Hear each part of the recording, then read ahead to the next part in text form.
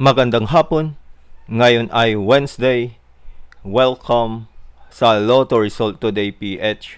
Narito ang mga resulta para sa 5 PM draw, May 27, 2026.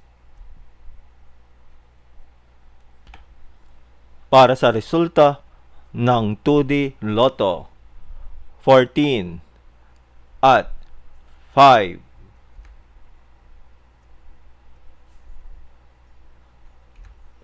Heto naman ang resulta kaninang 2 PM draw.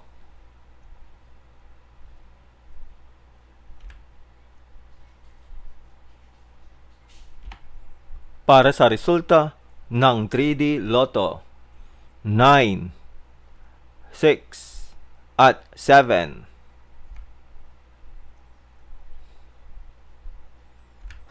Heto naman ang resulta kaninang 2 PM draw.